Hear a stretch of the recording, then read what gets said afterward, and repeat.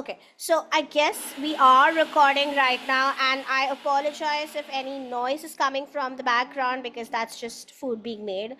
Uh, so, yeah, today is October 30th, and this is the Chaos Asia meeting. Per usual, we have this every 2 weeks, and that is whenever the Chaos Project is not on its own self imposed holiday, which will be coming up in December again. So keep an eye out for that. So we have this at 8 a.m. Indian Standard Time every other Thursday. And again, today's agenda is very light from what I saw of it yesterday. I don't know if any new items have been added, but if we can go through that quickly, I can give you the floor to have any discussion items of your own on this meeting itself. So first up, we do not have any updates from social media and the disability focus group, primarily because we've not started work on the disability focus group, and it's something we're looking to build rapport with from the Chaos African side. So Sandeep had suggested a bunch of stuff earlier on, and Roland, we probably are gonna have an extra focus on this next year as well. So I'm just like updating you because you were not able to join the previous couple of meetings, that we are going to be like having an extra focus on the disability focus group and partnering with the Chaos Africa one. um, and Sandeep has some ideas on how to drive this forward, but I know that you also did have some ideas. So I'll patch you all both if you'll have already not been discussing this on the a group DM or whatever. But I believe reintroduction of the work we want to do to the Chaos Africa group is sort of essential, because there was a thread hanging there, and we sort of left it there itself because of the lack of availability on everybody's part. So that's a conversation that I'm looking to reignite in the coming year. And Sandeep also mentioned about his accessibility fellowship. I think if you scroll down, I'll actually scroll down because I'm sharing my screen today. So if you scroll down and in the agenda item, he had given a really good summary of the experience that he had, and he mentioned that he'd be writing stuff about the experience. He'd be writing a blog post and stuff like that. He's also given you kudos, Roland. So just like letting you know, this was what we discussed, and you were very missed in the last meeting. And yeah, so one of the things that I sort of had like as a takeaway from this conversation is whatever you are working on as part of the accessibility bits in the RSA side of things, whether we can have that conversation fed into the badging and event diversity thing that we already have, because this is That something would that, be lovely. yeah, That would be so lovely. yeah, because that was The my like when I'm doing badging stuff, right? One of the first things that I think of is beyond the checklist items that we already have, and it should not be just a checklist. What are the things that we can do to make spaces truly inclusive, rather than it just being something like, hey, we have captioning, or hey, we have translator apps, or hey, we have XYZ, or hey, we have accommodations made for disabled people. That's not what we want. We want more than that. So yeah, I interrupted you there. Go ahead, Roland. no, I was going to say that this is a fundamental problem that people have with when they build capability maturity models for inclusion in organizations. A friend of mine who's a DEI practitioner, she was building a capability maturity model for governments and state governments, and the point that many people said to her in the review, we had this sort of open review, was you'll get a different you'll get different feedback from different people. So if you ask the CEO whether it's inclusive, they're more likely going to say yes. You actually have to ask the most marginalized people who are usually not even in the room to understand whether it's inclusive or not. And I think that's the biggest challenge you're going to face with your badging, right? You need to, the people who should be deciding whether it's inclusive or not are usually ones who aren't even in the room. I think that's a challenge for anyone, regardless of how we do things. But I appreciate the. I'm glad Sandeep had a good time. I was very he was lovely to have. He made a big difference. I was very glad he took us up on it. Yeah, and he was very, very appreciative of the. I mean, I wouldn't call it accommodations because this is just really how conferences should be. He mentioned that you all had a lot of provisions made for folks to join in, irrespective of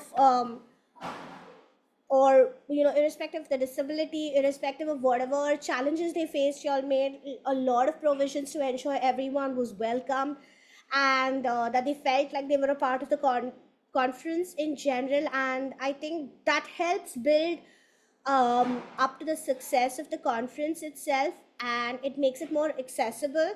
So I think this is something we should sort of feed back to the community, because you're doing such stellar work already, and I feel like it can be leveraged to make the badging project more, how do I say, effective.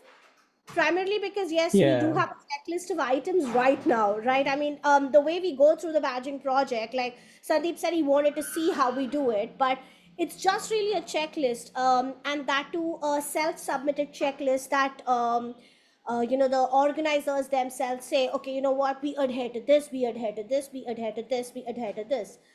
But yeah, we don't, it's not exhaustive, and I'm sure there could be better ways of sort of making events and organizers themselves more accountable, and it's that's the something number that, one word, yeah. Divya. 100%. It's the accountability, right? So I'm at the University of Melbourne. University of Melbourne um, says that they care about their employees, but they have stolen wages of about $25 million over the last 10 years because they didn't get their payroll right. So what they say they're doing, what they're actually doing are two different things.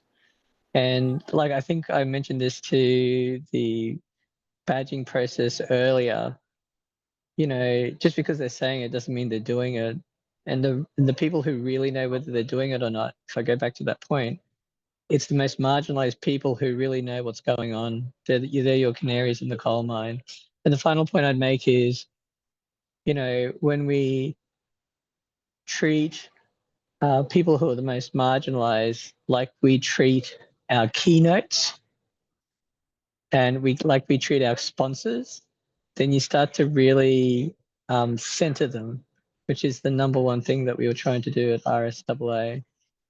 So that's a very, as you said before, you're looking at this quantitative tick box thing, but actually when you start to think about it from a qualitative point of view, are we do the people who are the most marginalized feel like we're centering them, would be a question I would ask, if that makes sense. I hope that made sense.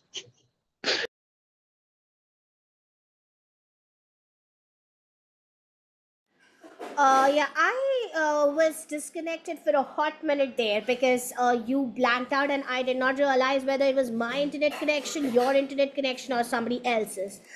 But I will catch up on the recording, to be very honest with you. And um, what my plans were with respect to this thing was that once your blog post is live, whenever Sandeep finds the time to write it and you find the time to review it and let it go live, is to take it to the badging community. At least first take it to Elizabeth and see if there is a potential for feeding it back, because I do not want to step on somebody else's shoes and say, hey, this is the way things need to be done, and sort of use it for building a bridge towards better accountability in terms of accessibility and inclusivity in events. Primarily because I don't think we do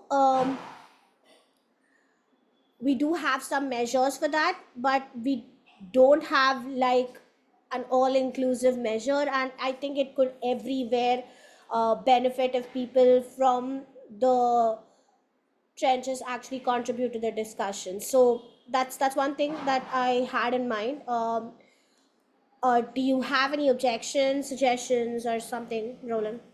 That's fine. This is Siamul's post. So here was another accessibility fellow. I just put that into the chat. I think that opens up in the right thing.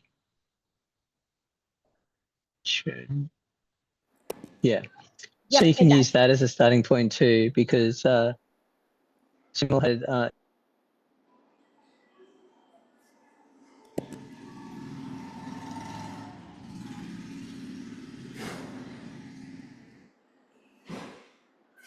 All right, right now it's not my internet, is it? I'm still alive, aren't I? My hands are moving. I can see that my hands are moving. Yes, I believe Roland got some network issues. Ah, okay. But yeah, that was my plan. I'll wait for Roland to come back. Um, and does anybody else have anything to say about this? Because I realize I've been speaking and hogging this stage for too long. Hi Divya, Keetana Hi. here. This is my first call actually, Yeah. so I'm a bit nervous to be honest. Yeah, like regarding the accessibility thingy and badge, I think it makes sense to bring this to the badging community because this concerns the overall thing over like just the Asia part alone. And actually, we did badging for India first, right? I don't think you did the badging process, but we did apply for badging, and there were like a few processes that has to be done, and like it did get the gold badging, but inside the venue there were a few accessibility concerns. So I was thinking during the conference that it would make more sense to ensure that the actual conference is having integrity in terms of accessibility. So the point that you brought, I think it's a major concern that has to be brought to the badging community as a whole. So that was the thing that I wanted to tell. I was a diversity volunteer for India First, by the way. Oh yeah, so I was the one who introduced the concept of this badging process. Like I ended up having them submit for the India First organizers submit for the badging process last year, and I think they continued it this year. I'm not sure if they did, but yeah, We did continue it. Actually, the diversity people took call on it, and we applied, but it was at the very last minute. So we got the badge right after the conference. yeah, so I mean, you have to submit earlier on, firstly, and secondly, because again, the lack of volunteers and the badging project is one thing. And the second thing is obviously the accountability aspect that Roland were talking about.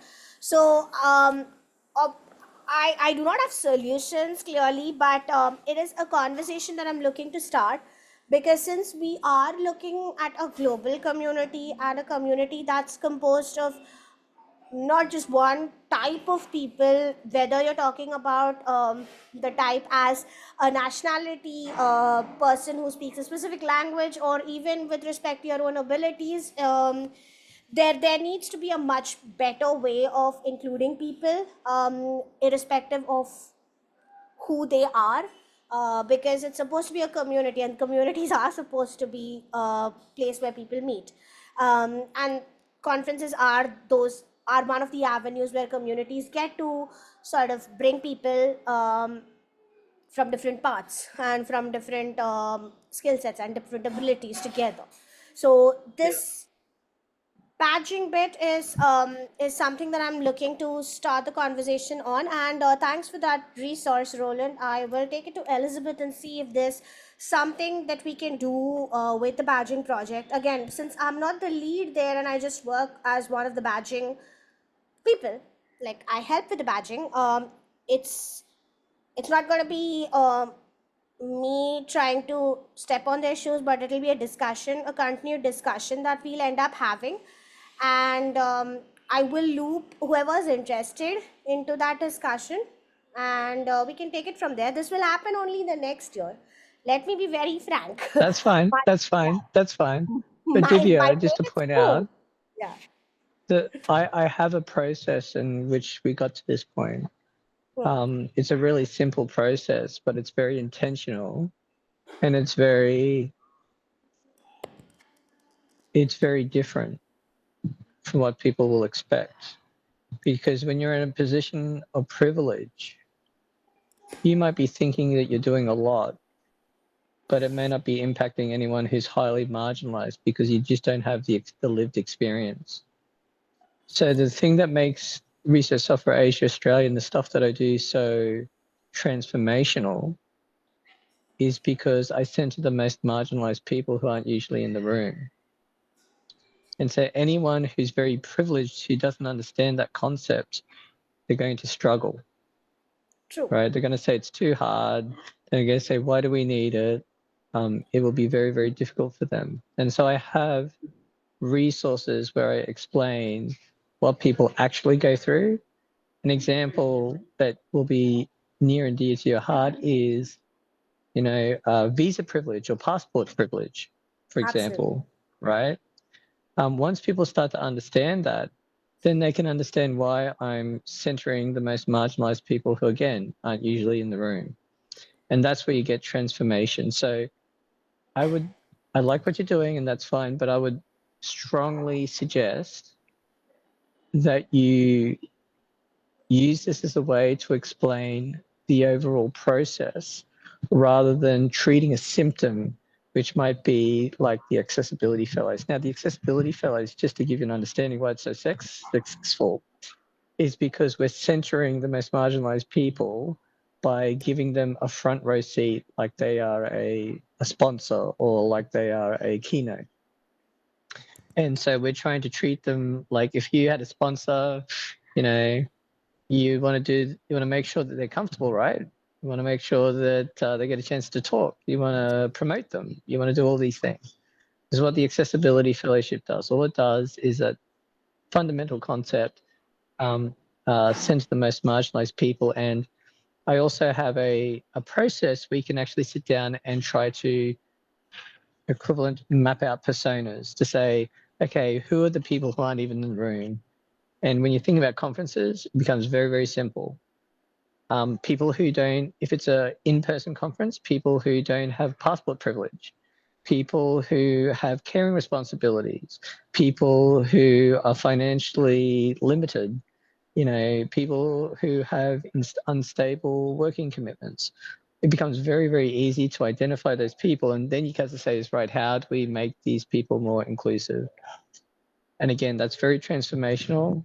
And a lot of people will not want to do that because they're coming from a point of privilege. And you have to take them through that process of understanding what a lack of privilege actually looks like before they start to understand whether they'll either do one or two things. They'll either want to do something about it or they won't. It's not my job to convince someone to do something about it. It's my job to explain why it's not working, and then they can decide what they want to do with it, if that makes sense. It does. But to add to your point, one other thing that probably actually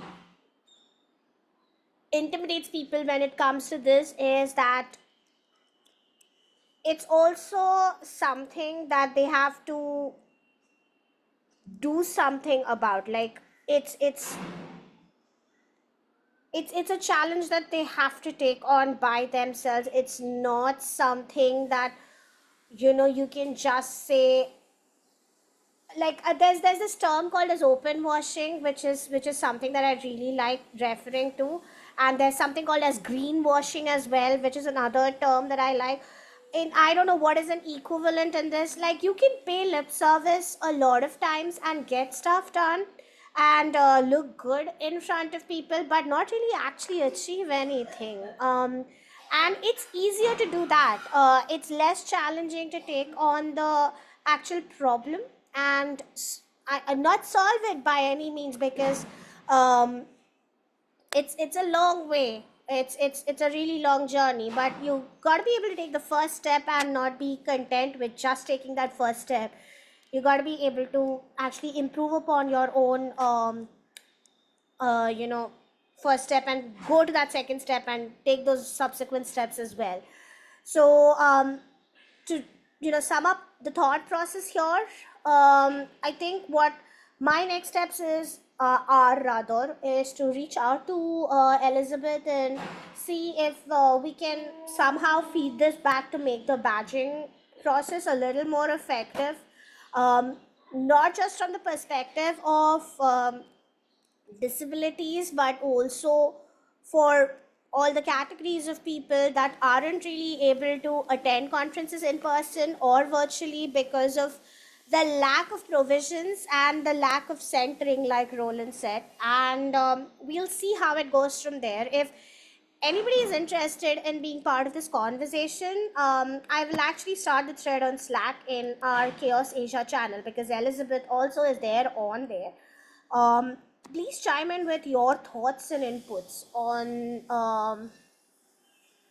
that specific Slack channel thread as well. Would love to hear how stuff can be made better, especially you, Kirtana, since you've been at the, how do I say, it's not the receiving end really, but also at like the experiential level. You've actually seen that you'll have applied for it, and there could be more done. And Roland, you've been working on the accessibility fellowship, and I've noticed the gaps. I think your perspectives are very valuable coming in from those viewpoints, and if you can sort of like add on to what we've just said here, it'd be great. Does that sound great or okay, or is it fair? It sounds good. If we are just going to start a thread on a Slack, I think we can pick on this with Elizabeth. All right. So yeah, that's regarding the disability focus group so far. And in the interest of time, because we have 15 minutes left, I am going to the next agenda topic, which is community management. And I realized that I've stopped sharing my screen, which is so very typical of me. All right, so essentially, yeah, also you can see my chat window now, great. Essentially, in the community management section, one thing that I've noticed, and I have been seeking opinions for like the past 3 meetings, because there have been just like 2 attendees every time I have had this meeting. One of the things that I have seen, and I think we don't do a good job of right now, maybe due to the lack of resources or whatever, is that we are failing to draw in people from the Asia Pac continent, not just because of the lack of attendance at events or whatever. We are getting a lot of traction somehow, but we are not able to sort of get people to contribute to this specific meeting.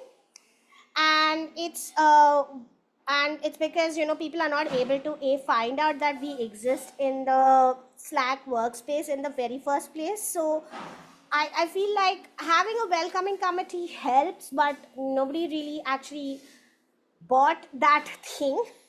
And you know, we had like a week or two of people doing it. But going forward in 2026, one of the things that I want to do is to make this a thing, if that makes sense, and actually welcome people from the Asia Pac diaspora. I don't really know if we should do this for everyone, but I find that people in Asia are more reluctant to join in on meetings and like attend meetings because of time zone issues and whatever else. So I feel like having that welcoming presence on the newcomer Slack channel would be really helpful.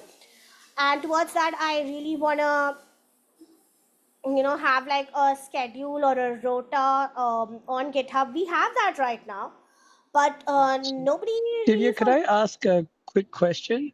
yeah.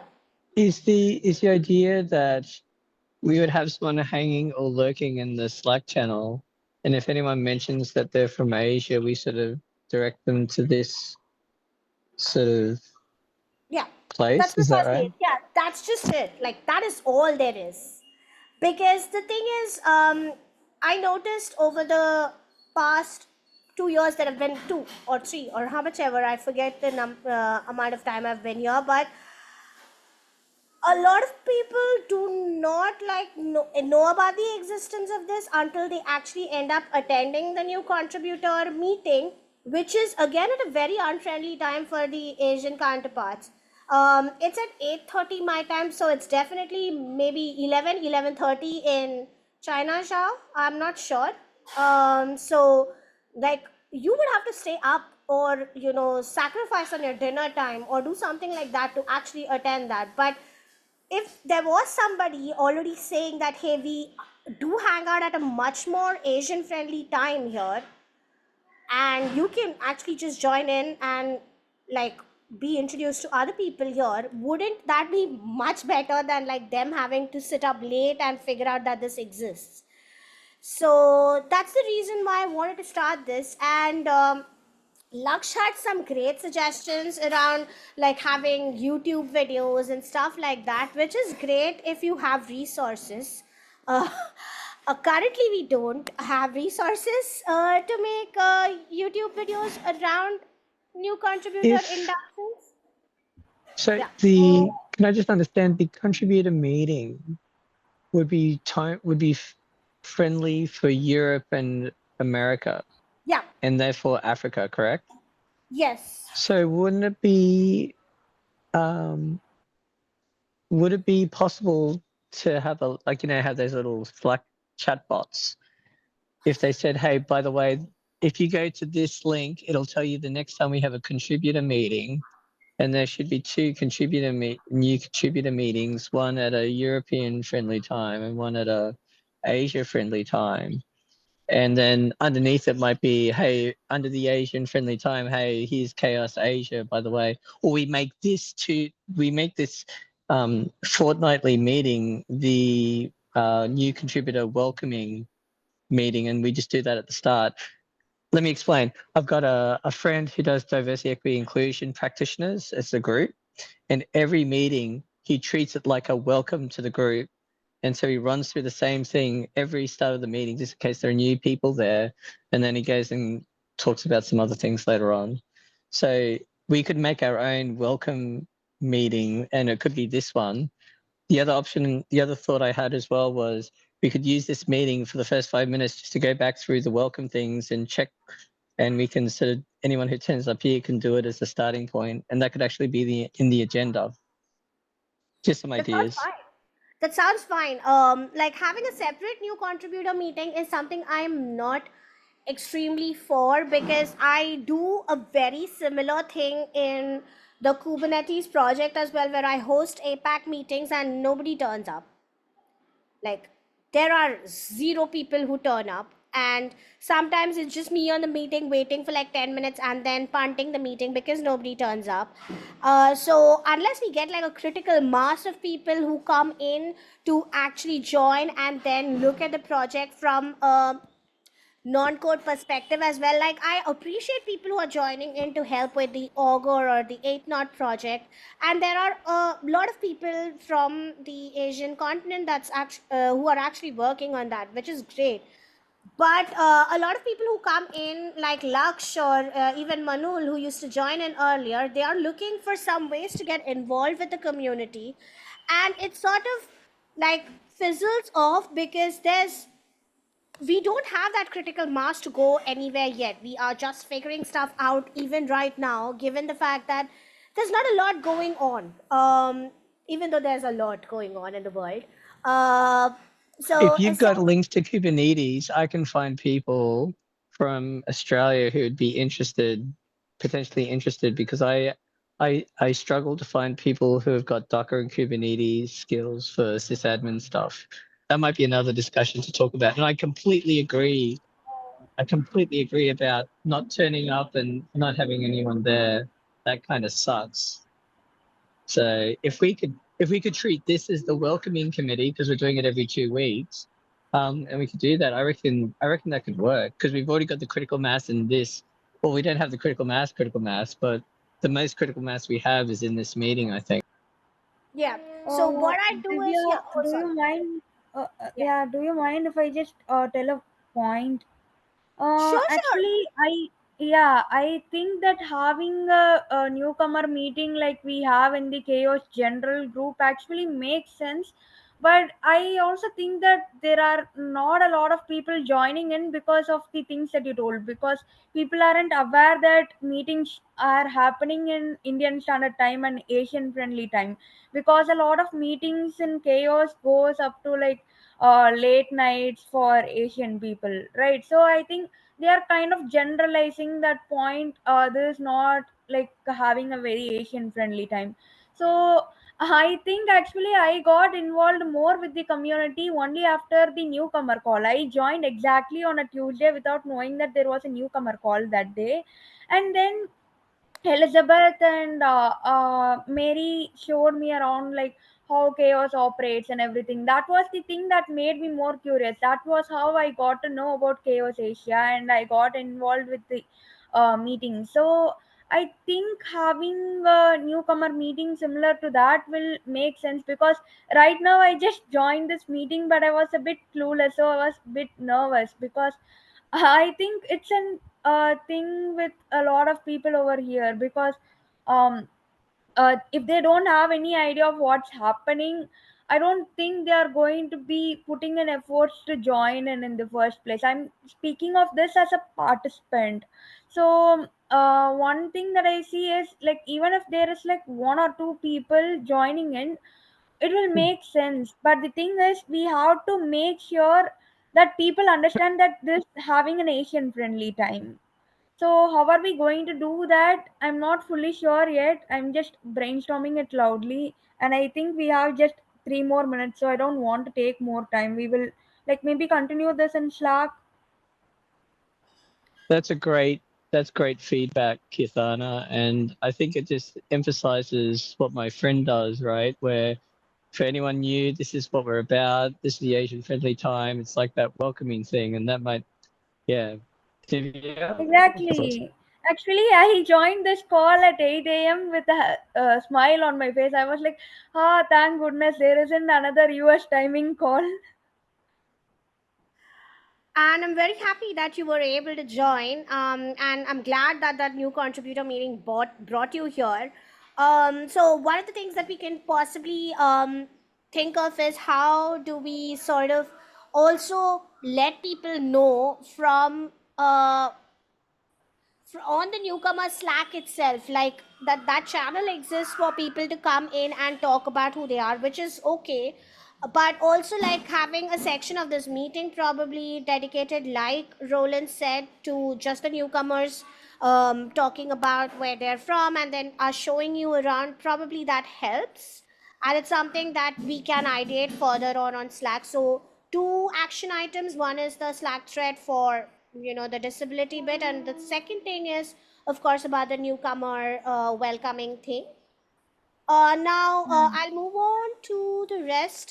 Just in the interest of time, the next meeting will be hosted by Yaya because I'm not there. So thank you so much, Yaya, for agreeing to host it.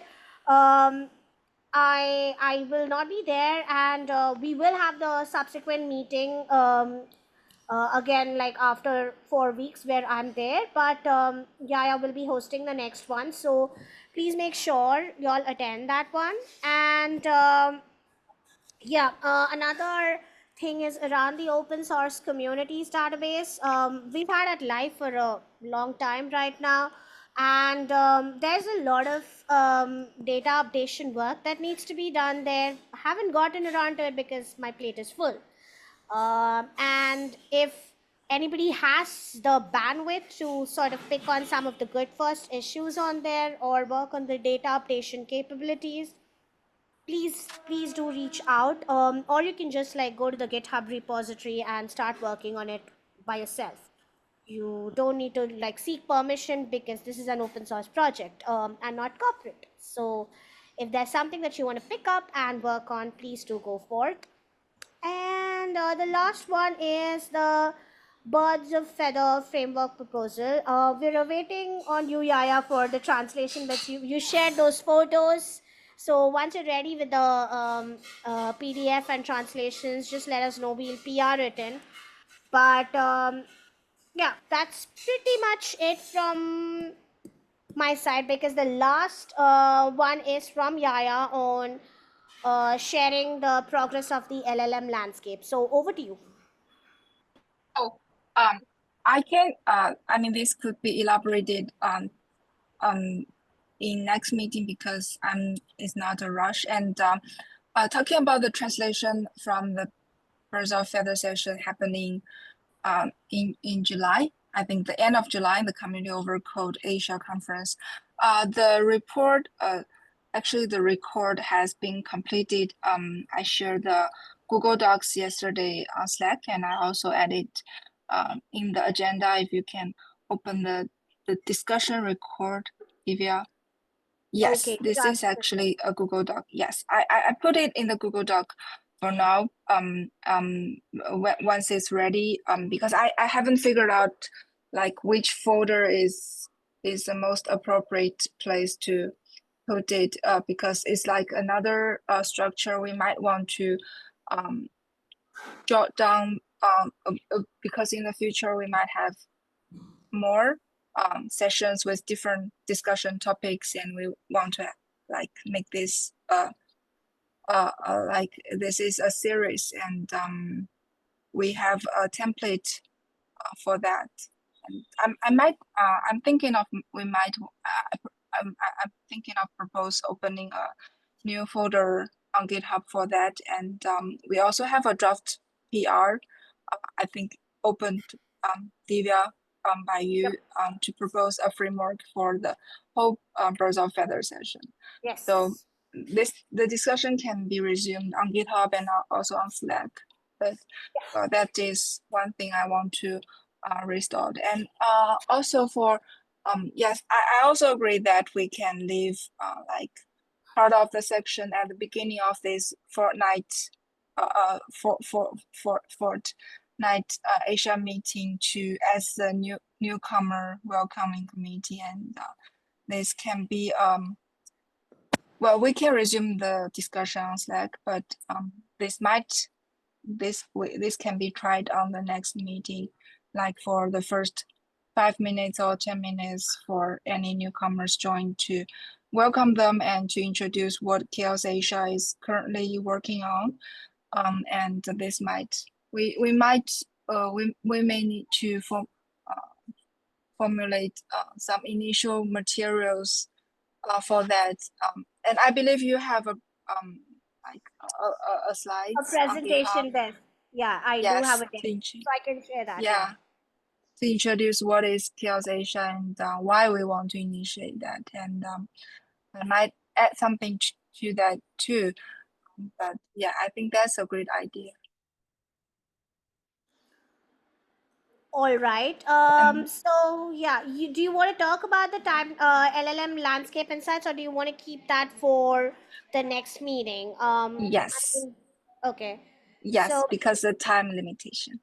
yes. All right. And I will close this meeting off with this one last notification. So if you are attending the FOSDEM or any of its fringe events, ChaosCon is also one of the fringe events with FOSDEM. It's in EU. I think it's normally held in the same area as FOSDEM. I've never been to one in the EU.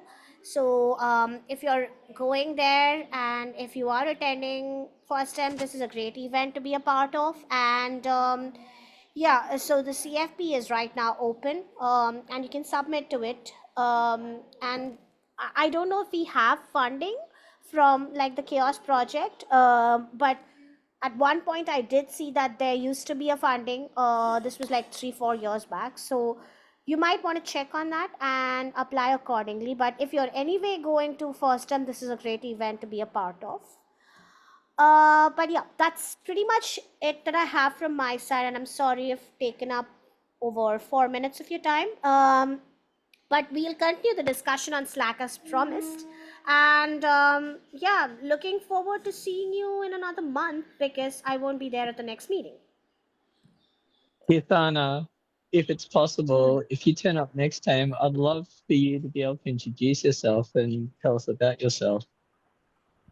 Yes, what? If you turn up next time, I'd love for you to be able to take some time to tell us about yourself. Yeah, sure, no worries. Actually, I am a person who got involved with DIA like around I think 7 to 8 months ago, and I have been like a free software enthusiast for around 5 years.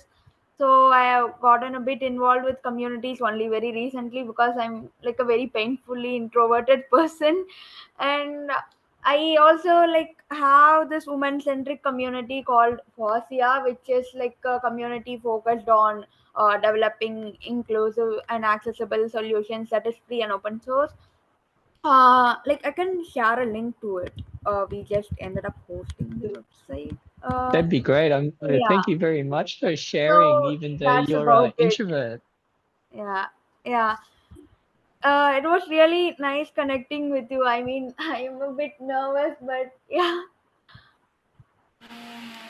Thank you for showing up, and thank you for joining the meeting. I did check out Foster's work, by the way. You all are doing some really great work here.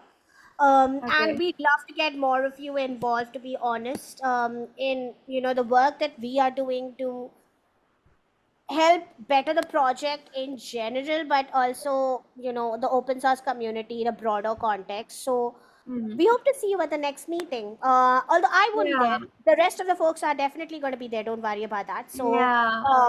And, all of them are Kirthana, Yes. I just want to say that if you're an introvert and you were providing feedback to us, that tells me that you've got leadership skills. Uh, Because for an introvert to reach out and share that, that means we must have done a little bit of a good job in terms of being inclusive, but you would have had to show courage and leadership to be able to share with us. And all your points were spot on. So I really appreciate you contributing. Thank you so much. all right. I think I will have to leave to college right now, and Oh, Yeah, see you same. soon. Yeah. Bye thank you bye. so Bye, much. everyone. Bye, Yeah. everyone. See you in a month. Bye. Bye bye. Bye.